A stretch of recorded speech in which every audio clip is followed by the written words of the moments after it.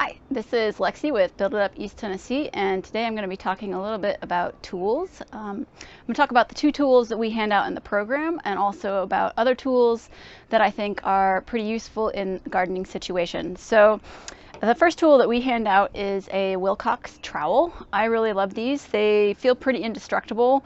You could probably run over them with a truck and they would still be fine, but it's just a nice kind of all-purpose trowel. This is what I use to plant most of the stuff that I'm planting. It's also nice because it's got you probably can't see this on the video, but it's got a measuring ruler on the inside here, so you can use it to help you space out your plants a little bit. So nice, just kind of solid construction, American-made trowel. And then the other tool that we hand out in the program is a Rogue scuffle hoe. Scuffle, shuffle hoe, it kind of goes by both names, but basically it's a three-sided hoe it's sharp on all three sides, so you put it on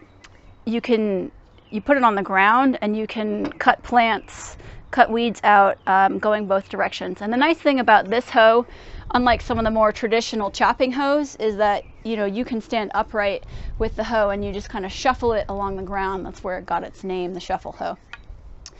So this is a really great precision tool for weeding, which is why we hand it out. And I know it's a little unusual for hoes. People don't see hoes like this very often, but I think once you start to use it, you'll really love this tool. The other hoe that I really like, I have a lot of favorite hoes in my life, but the other one that I really like is this stirrup hoe, and you can see it looks like a stirrup on a saddle here, which is why it got that name. But it is also sharp on both sides here, and so again, the same with the shuffle hoe. You kind of rub it along the ground and it goes back and forth and it cuts weeds off from their roots. So both of these are really great, again, because you can stand upright with them, so you're not bending over and hurting your back in the garden. So if you look up different kinds of gardening hoes, there's probably 50 or 60 different kinds out there, and so it's really a matter of preference. I think these two are very versatile in terms of weeding, but there are a lot of hoes out there, and you just got to find the one that works for you sometimes. Other hand tools that I really think are good besides the trowel are having a good set of clippers. These just come in handy for pruning, for removing waste material at the end of the season. It's just nice having a good pair of pruners. So these are Felcos, and they're a little pricey, but these are probably going to last forever. So a good investment in a tool. And then I really like this. It's a Japanese hand hoe. So it does require that you bend over, but it's really nice weeding in small spaces, like in between garlic or lettuce or spinach rows, getting in there. It has one sharp edge over here, and also has this nice point, so you can like dig out dandelions and kind of other deep-rooted stuff with it. So this is also a favorite hand hoe of mine. And then having a good pair of gloves, I think, is pretty essential. These are nice because they're washable, and they have lasted many years. Again, they were a little pricey, but I think it's good to invest in equipment that's going to be with you for a while. So these are nice. They've got nice leather palms, but they're kind of a breathable mesh on the back too. So it's just nice to have that kind of hand protection when you're out in the garden. And then for some larger tools, I think it's fairly essential to just have a nice kind of basic shovel. This is going to be used for transporting or for moving compost, for digging holes. It's nice to have a shovel around.